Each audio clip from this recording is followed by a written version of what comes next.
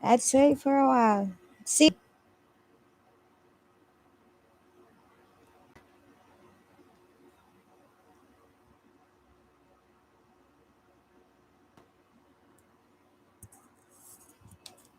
yeah. Hello, di ko alam kung naririnig niyo ako. Um, Matagal na 'to. It's been, I think, 2 years already that I haven't been vlogging. So, ito na. Just to save my channel. Kasi nga, matagal na nga na na tawag dito, na hindi ako nakakapag-upload ng video. So, this would somehow save my vlog. I mean, my channel. Okay? This would just be random. Um, Pag-uusapan lang natin yung kung gusto natin na merong i-impress tayo, especially in our presentation sa klase. So, ang mas kausap ko ngayon ay yung mga student, no, na magpe-present ng isang topic. Pero bago natin puntahan yan, um, ipapakilala ko muna yung sarili ko. Hi, I am Angel. Angel Shares, Ragsak. So, Ragsak kasi I'm an Ilocana. So, this is actually, Ragsak is an Ilocano term na ang ibig sabihin ay happiness o ligaya o saya. So, my name actually is Angel. At napag-isipan ko for, I think that was last 2 years ago that my YouTube channel should be Ragsak. Kasi gusto ko talaga na bawat isa sa atin ay may ligaya sa ating puso't isipan. Lalo't higit ngayon sa panahon ngayon na we are in these times of uncertainty. So, sana makuha pa rin natin na maging maligaya kahit yung panahon ngayon medyo hindi kaiga-igaya kasi sa pandemya. Pero alam ko naman na meron tayong mga paraan para maging masaya pa din. So anyways, yun. Kaya ang pangalan ko, ang YT channel ko ay Ragsak. So hopefully yung live stream natin, this is actually my first time having a live stream, no? It would just last for about 10 to 15 minutes. So yun, so puntahan na natin ngayon yung topic natin. So actually yung topic natin, if you would like to impress a teacher, instructor, or professor, ano ang gagawin natin? Kumaga, we could uh, leave them a mark in our presentation. So unang-una, kailangan po natin planuhin yung ating presentation. So, kunwari yung professor natin, instructor, yung teacher natin ay binigay na yung ating topic. So, una, parang sa research, we have to read our related literature or literature natin. So, kung binigay sa inyo yung topic ninyo na yun ang ipipresenta nyo before the class, especially ngayon, online class pa tayo, kung meron kayong module at binigay sa inyo yung topic at ito yung binigay sa inyo na chapter or ito yung mismo na aralan nyo na nasa course module nyo, online course module nyo, basahin nyo muna. So, after nyo nabasa, then we have to plan it. We have to plan ahead. So, unang-una, para somehow ma-impress natin yung teacher natin na tayo ay magpo-present, kailangan meron tayong objectives. Okay? Because usually we hear these objectives to our teachers, right? So kung mag-present ka rin, you are given the chance, opportunity, or you're untasked to present something also. So kung ano yung ginagawa rin ni teacher mo, paano mag-present, gayahin mo. Okay? Pero kadalasan nga, yun nga, sinasabi ko na meron silang objective, no? Objective or objectives. So usually mga 3 yan 3 objectives yan. Okay? At nababanggit din sa inyo siguro na dapat ang objectives nyo ay SMART-based. Okay? SMART-based as in SMART. No? SMART, it's actually an acronym. Based objectives na pag ang SMART, it means S means specific, M means measurable, A means achievable, R means relevant, though in other accounts it says realistic, and T means timely, pero in other accounts they say it's time-bound. Pero dito kasi, pag kasi gumagamit naman ako ng SMART-based objectives, usually, ang ginagamit ko dun sa R, it's actually relevant, and T, it's time-bound. So, SMART means, it's an acronym na pwede mong i-considera pag ikaw ay gumagawa ng objective. So, S, specific, kailangan hindi general. M means measurable. A means achievable. R means relevant. And T means time-bound. So, siguro sa susunod na vlog or sa susunod na live stream, pag-uusapan natin yung ano ba yung SMART-based objectives. But, ang gusto ko lang dito linawin na pag kayo ay magpe-presenta, kailangan isipin nyo rin, unang-unang i i ipresenta ninyo sa inyong audience ay yung objectives ninyo. Okay? So, yun pa, you have to know your audience. If your audience, it's your classmates, then you have to speak the language which you think is um, applicable to them. Yung mas maiintindihan nila. Unless otherwise, if your teacher wanted you to speak English, then definitely you have to teach the specific language. Now, if your teacher or professor or instructor it's flexible enough to let you decide which language will you be using, then definitely isipin mo anong language ba ang pinaka-applicable para mas maiintindihan ng inyong audience ang gusto mong i-tackle na topic or topics. So kung pinayagan ka naman na bilingual or code switching which if I say code switching, pwede kang gumamit ng English and at the same time Tagalog, whether Engalog or Taglish, no? So, yun. Kung papayagan ka ng teacher mo. So, paano mo malaman? So, definitely you have to ask your professor politely na kung pwedeng ito na lang ang gamitin mo because you want your audience to understand you better. Ngayon, kung ikaw, mas komportable ka rin naman and your classmates, you know your audience, your classmates are in terms of understanding English, okay naman sila. Their command of speaking and understanding English, it's great. And definitely you have to use it. Lalo na kung komportable ka rin doon. Pero sa unang-una kasi na iko-considera mo, dapat kasi yung audience mo. 'Di ba? Kung mas naiintindihan nila yung kung ano yung sinasabi mo.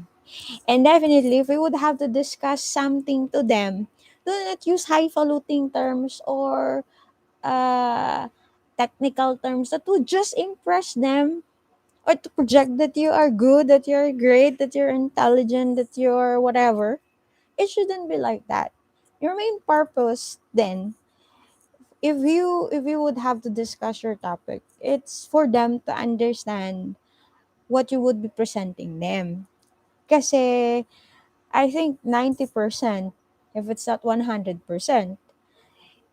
o sabihin natin 80%, hindi nila alam din yung topic mo. Unless otherwise, if the students are, advanced sila, gustong-gusto nila mag-advance reading and they, would- they would have to read your topic. Or let's just say your classmates have this in terms of foundation of that particular topic that you would be discussing with them, meron silang matibay na kaalaman dito, malamang kailangan advance din. I-advance mo yung sarili mo, no? Pero, ang sinasabi ko dito, realistically speaking, those classmates of yours do not know what you would be discussing to them. Kaya nga, dapat ikaw mismo na magpe-present, alam mo kung ano yung dinidiscuss mo. And the language, those terms, the words that you would be telling them, providing them, ay simple. Di ba?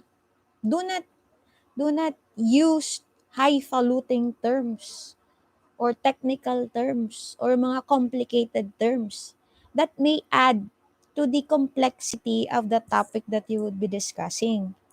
Mas mainam na you have to use simple words kasi yun nga yung gusto mong yun nga yung gusto mong iparating, yung lesson or yung discussion, yung topic na gusto mong ipresenta ka sa kanila, maintindihan din nila. So, paano nila maintindihan kung yung mga words na ginagamit mo ay very ah, complicated? So, kung complicated man or complex term or theory or idea that you are presenting, you make it simple. That's actually an evaluation. No, not really an evaluation. It is an assessment that you really understood your topic because you could simplify that complex idea, or let's just say a statement for you that is considered to be complex, but because you have this persistence, you have this determination, you are a pursuer that you would have to understand that particular topic. Inaral mo talaga. At nung inaral mo, at naintindihan mo na, once na naintindihan mo na and you would like to discuss it with your classmates, you have to make it simple. Di ba? Ah, hindi yung magdi-discuss ka, gagamit ka ng mga malalalim na salita just to project that you are good, just to project that you are great, just to project that you're intelligent. Of course, it shouldn't be like that. I think this was once stated by was it Einstein na if you would like to say something, describe something, inform something, or explain to someone, do not complicate things. You have to make it easy. Okay?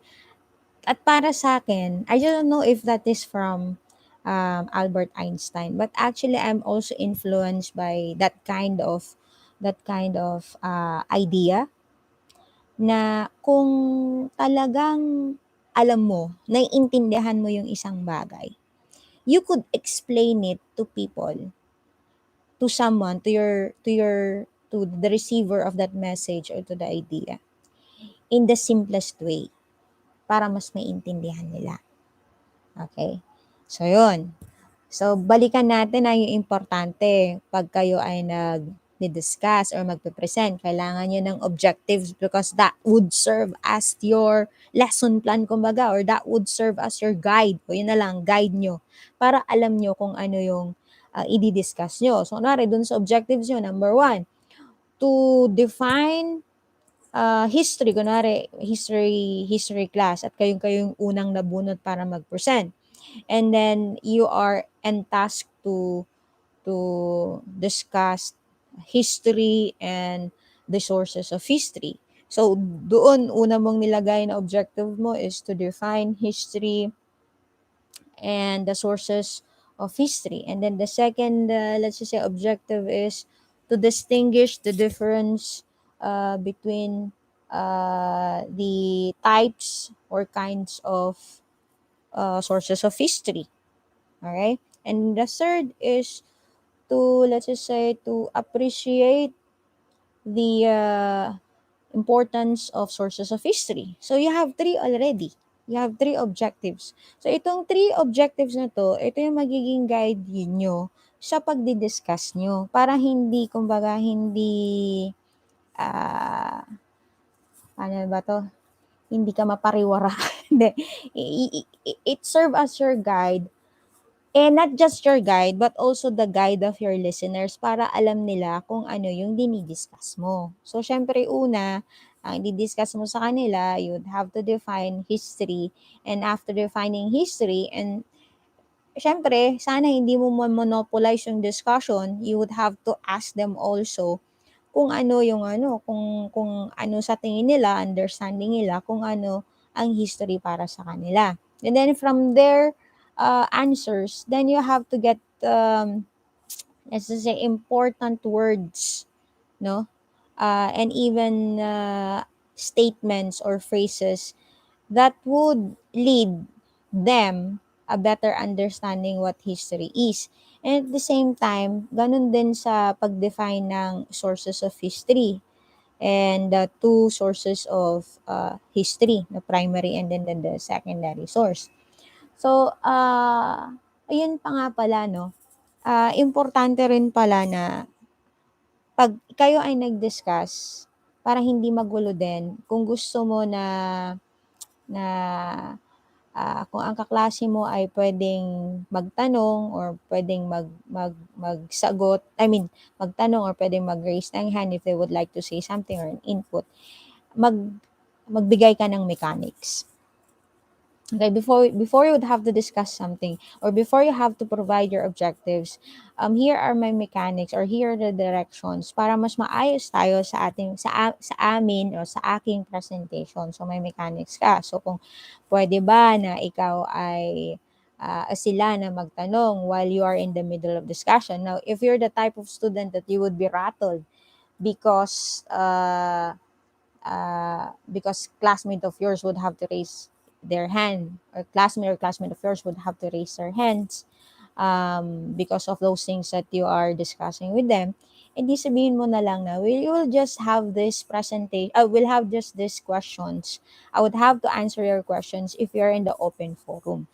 So, syempre, dun sa discussion mo, kung ganun yung gusto mo, kailangan mong maglagay or mag-allot ng time for your open forum. Okay? So, nagbigay ka ng mechanics, nagbigay ka ng objectives mo, and then, of course, the lesson proper or yung discussion proper mo, guided ka dun sa nilagay mong objectives na tatlo. Sabihin natin tatlo yung binigay mong objectives. Kasi, sabihin natin tatlo yung objectives mo in a 30-minute or 40-minute discussion mo because you're just allotted to have that kind of time for your presentation or discussion mo.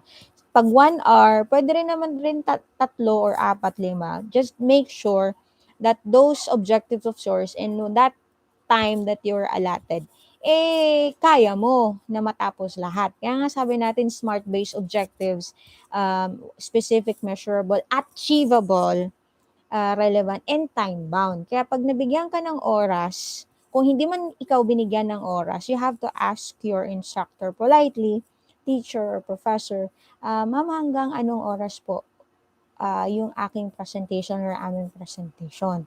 So if you're given, let's just say 1 hour or 30 minutes or 40 minutes na presentation nyo, i-allot nyo yun na kaya lahat nung sa objectives mo, kaya nyong i-discuss yun.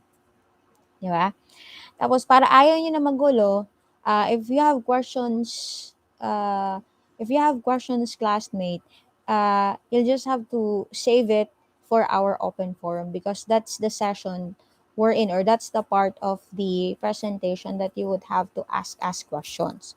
Ganun na, kung yun ang gusto mo. Ngayon, kung ayaw mo naman ng ganun, kung may tanong na ora-orada yung mga klase mo, then in your mechanics, kailangan sabihin mo na okay lang na magtanong kung meron na silang tanong para sa'yo. Alright? Yun. Yun nga. So, objectives and then your discussion proper. So, lahat ng nilagay mo ng objectives, kailangan ma-cover mo yun. And make sure, if you're trying to discuss something to your classmates or to your audience, aside from, defining, distinguishing, make sure that you have to give examples or situations. Now, what's the purpose of having this example or situations, no? This would strengthen their understanding about what you are telling them or what you are providing them. Di ba? Ayun, it would strengthen para mas maintindihan nila kung ano yung gusto mong sabihin sa kanila kung magbibigay ka ng example. Diba? So sabihin natin, the elementary example, what are living things and non-living things? How could you distinguish living and non-living things? Now, we would have to say, sabihin na, living things are those things that have life. Okay? Are they things? And non-living things, these are things that do not have life. So, these are just basically series or concepts, no? Abstract. Pero para mas maintindihan nila, magbigay ka ng example. So, example ng living things ay tao, halaman, hayop. Yeah? They have life. Tapos pag non-living things, para mas maintindihan nila, magbigay ka rin ng halimbawa ng sabihin natin na pillows, fans, chairs, pens. They don't have life at all. So those are non-living things. Patay na tao, yeah, it's a non-living thing already. It's just no life. There's a deceased one, right? Or let's just say, distinguish natural sciences to that of physical sciences. You may say that natural sciences, it studies these sciences, branch of science that deals with life. And if we say physical sciences, these are sciences that deals with non-life. Now, to make their understanding of the difference uh, between natural sciences and physical sciences, you have to provide them examples. So, what are those sciences that deals with life? So, biology, botany, etiology, helminthology, ornithology. So those are and zoology. Those are sciences that that are under this kind of big branch, which is natural sciences. And if we say physical sciences, these are the sciences that fall under this branch. We big branch. We have this physics, chemistry, volcanology. Those are example of physical sciences. So what I'm trying to say here is that eto, magbibigay ka ng halimbawa, magbibigay ka ng sitwasyon sa iyong mga listeners o yung audience para mas maintindihan nila lalo to strengthen their understanding about what you are telling them. 'Di ba? So, yun. And then, huwag kakalimutan, pag natapos yun na-cover lahat, yung topics mo, na guided ka dun sa nilagay mong objectives, make sure you have to enumerate at the last part yung references mo. Ano mga ginamit mong references, napaka-importante. If your teacher wanted you to use this kind of reference, may chapters and pages of a certain book that he or she would like you to use, then you have to use that one. Now, it would also be okay that you also have to use other accounts or other references. Now, if you've used other references, you have to include it in the list of references after your presentation. Okay? So, ulitin natin ha. Pag ikaw ay nagpe-present, because it's 23 minutes already, sabi ko 10 to 15 minutes lang, naging 23 something na. Kailangan, pag nagpe-present tayo ay meron tayong objectives, no? Because that would serve as your guide. Okay? Pag na-cover mo na lahat ng objectives mo, then you'd have to go for your discussion proper. In your discussion proper, you have to use the language that would make your audience appreciate more, and at the same time understand more what you are talking about. Because your presentation is not about, it's not about you. It's about them knowing and understanding what you are talking to them, or what you are sharing it to them. Dapat ganun. Okay? Tapos, pag na-cover mo na lahat at nandun ka na sa lesson proper, it's not just about defining or describing, distinguishing. You also have to give examples and situations. Especially situations that is relevant to the core, to the program. Program, not course. Course is a section. Program is the field that you are taking. Okay? So, iba yung course sa program. So, program mo, course. Program mo, course. Ang program mo, let's just say, it's tourism, MMA, legal studies or legal management, education. Those are programs. Engineering, those are programs. But if you say course, this is actually a subject. Okay? So anyways, going back.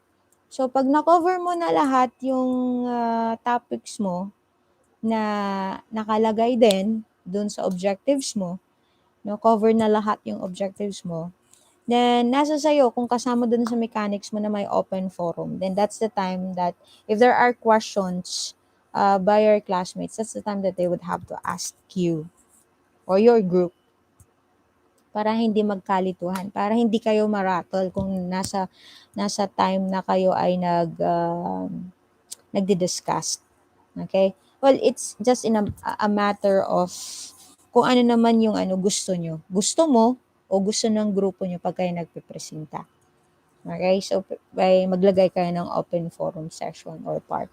And after open forum, kung wala nang tanong, before the open forum, you have to show your references. Then after showing your references, then you have your open forum. Now, pag wala naman mga tanong, then that's the time you have to conclude it. So, in your conclusion, parang closing remarks to.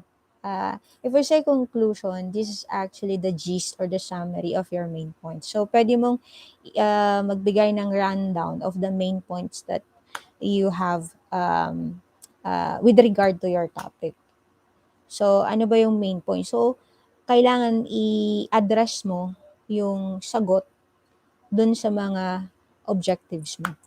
From their objectives, yun, dun na. Dun mo ilagay yung dun mo ilagay yung, yun yung, paano mo i-address yung conclusion. Kung ano yung nasa objectives mo, yun yung pinakasagot. Kailangan i-summarize mo yung, yung diniscuss sa pamamagitan ng pag-address dun sa mga objectives. But you just have to provide the main points. Diba? So after that, well, you have to thank the listeners for listening, taking time to listen. And then, kung may time pa kayo, pwedeng a game will not hurt. It would be much enjoyable also if you would have to put a game on it. Diba? So, yun lang. Ulitin natin. This is just a short, short pa ba to? Magto 30 minutes na. Short discussion of how you impress your teacher, professor, instructor if you are presenting a topic. Lalo na ngayon online tayo. So, kailangan, pag naibigay na sa inyo, ulitin natin pag naibigay na sa inyo yung topic, you have to read something about your topic. Pag binigay sa iyo yung pages o libro na yung babasahin, or the module that you would have to read and understand, then basahin nyo. And it would not hurt din naman if you would have to use other references. Okay? So, una, pag nag-present na kayo, well, you have to greet your audience. And then after greeting your audience, you have to introduce yourself as a presenter. Diba? Kung grupo kayo, if you're the speaker or the main presenter, you have to present yourself, introduce yourself together with your members. Diba? Then after greeting and at the same time introducing yourself or your group as a presenter, kung grupo man yun, you have to include the rest of the members. Yeah. Then after that, the mechanics of your presentation para hindi magkalituhan. Kung gusto nyo na urat-urada ay kung may matanong yung kaklase nyo, magtanong ka agad, you have to put it in your mechanics. Kailangan banggitin nyo sa mechanics nyo na you are okay to accept questions coming from your audience or listeners. Now, kung ayaw nyo naman yung ganon, para hindi kayo maratol or ikaw hindi ka maratol or yung grupo hindi maratol, then sabihin nyo lang sa mechanics nyo that if you have question, you have to save it because we would have to have an open forum, and on that session or that open forum session or part, we would have or I would have to entertain your questions. Yun, ganun. Para hindi ka rin maratol. Okay? So, it's all in the mechanics also. So, kung yun yung mechanics mo na, after ng mechanics mo, pag-discuss ng mechanics mo, then that's the time that you would have to provide your objectives. Very important. Okay?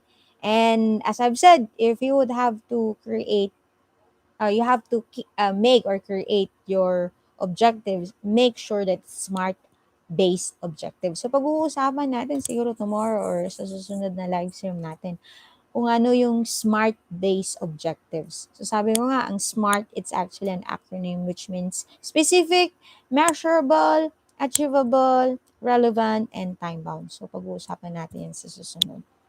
So that's SMART based objectives. So you have to have your objectives with you. This would serve as your guide. And at the same time, and most importantly, this would also be the guide of your listeners or audience if you're presenting, uh, a, if you're presenting a topic or topics. Okay. Then after your objectives, you have provided them the objectives. Then we'll go to the lesson proper or discussion proper. Okay, nasa sa'yo naman kung before ka na mag-discuss, may motivation part ka, 'di ba? Nasa sa'yo na 'yon kung gusto yung motivation part, game. But make sure yung game mo mga 1 minute lang, hindi matagal. Baka yung game niyo mas magko-consume pa 'yun dun sa lecture or discussion. It shouldn't be like that. Motivation hindi lang naman sa game. Pwedeng a quote or pwedeng something, just to break the ice before you would have to start something, then you would have to think of something that would tickle or that would somehow motivate them to listen to you. And the most important, the lecture or your discussion proper. So make sure that in your discussion you have to use the language that is most applicable for the understanding of your audience. Okay, make sure you have to ask your teacher if it's okay to use this kind of language, if he or she's just okay with using this language, because you're after sabihin mo yung understanding na sa mga makikinig sa'yo. Hindi lang siguro sa kanila, pati sa'yo rin. Kumbaga, mas, kung sa tingin mo, mas express mo yung sarili mo in informing them and sharing your thoughts with regards to a certain topic, then you just have to be honest with your teacher. Now, you just have to be very careful, no? Kasi may mga teachers na conservative, may mga teachers din na progressive or sabihin natin na flexible. Now, whatever school of thought they belong to, if they're conservative and they don't like you to use, let's just say, code switching, and they don't want you to use Filipino or Tagalog or whatever mother tongue or native tongue that you are using, you have to respect his or her decision. Pero kung gusto mo namang i-justify, you could justify in a way na hindi ka naman arrogante, you're not conceited, you don't seem to be arrogant. But if you think your course is this kind of course, and that course really needs you to be very good at uh, uh, speaking English, and your professor told you you have to improve yourself in this kind of language, and through discussion, your discussion, having using this one would somehow improve, enhance your speaking this kind of language before the audience, then so be it. You just have to respect it. Kasi mas nalalaman pa rin niya kung ano yung mas improve mo. Just make sure na titignan mo rin yung justification. If it is valid, then so be it. You have to observe it or you have to follow it. Kasi alam ko rin naman na karamihan pa rin sa ating mga professors, if it's not all, gusto tayo na tayo mag-improve. So, mas nalalaman nila kung ano yung ikaka-develop mo or i-improve mo. Pero kung gusto mo talagang i-justify ang isang bagay, again, you could justify it. You're free to justify it. But make sure that do not be arrogant. Do not be conceited. Okay? Nasa pag-uusap naman yan. Tapos, pag okay naman, flexible naman yung professor mo na yon, then okay. Kasi nga, ang sabi nga natin, mas maganda kung ikaw magpe-present na mas alam mo yung lengguwahe na yung gagamitin. At the same time, mas naiintindihan rin yung audience mo. Definitely lang, number one na dapat intindihin natin pag tayo ay nag-share ng thoughts ay naiintindihan nila. Yung ating audience, naiintindihan nila kung ano yung sinasabi natin. So, you have to speak the language of the audience that would understand, that would let them understand better what you are talking about. Okay po.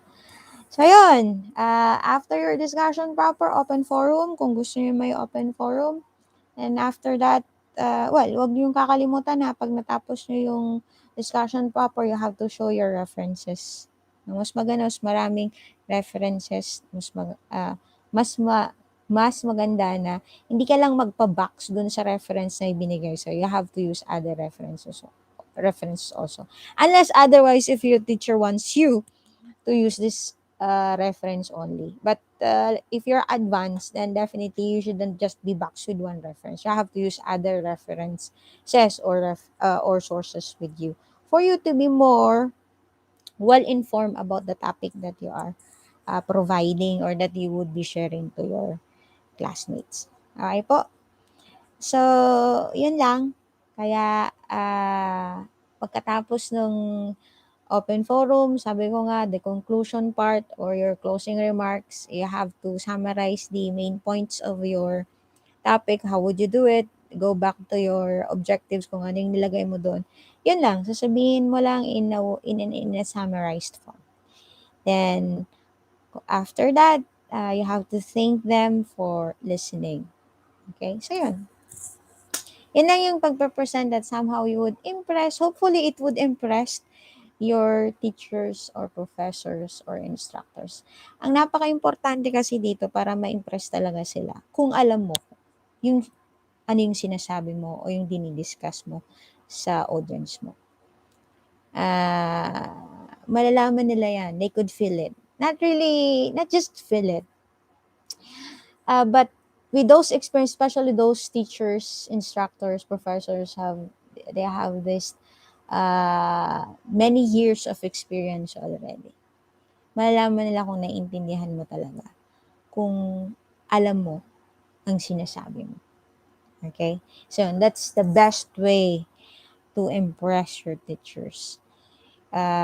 If you know what you are telling, what you are informing, what you are sharing to your audience. Okay?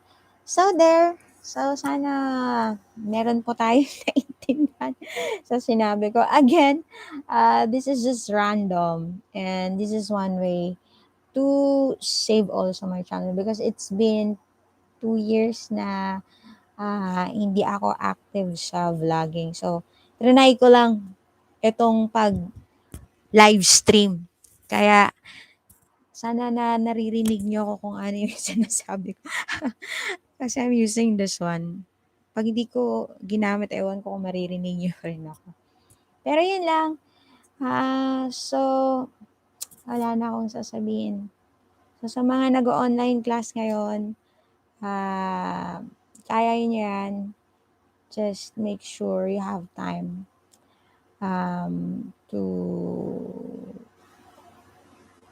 check those activities and to check those lessons that you need to cover. Meron ding Omicron ngayon. I think most of the schools today have this break para, ma-less din yung anxiety at marami kasing faculty members and also students and our parents perhaps na affected din dito. So, it will give us time to rest also at magpagaling. So, kung meron ka man at wala ka man ngayon sakit, hindi ka na laksan pa rin natin ang loob. Meron at wala, laksan pa rin natin ang loob. We're still in times of uncertainty. Kaya, kailangan positive thinking not hindi tayo maging positive sa COVID. Maging positive thinking. Kaya natin yan. You have to keep safe and stay enlightened. It's cool to be learned. So, yeah. Bye guys for now and see you in our next vlog or see you in our next live stream. This is Angel Shares. Ragzak. Ciao. End stream.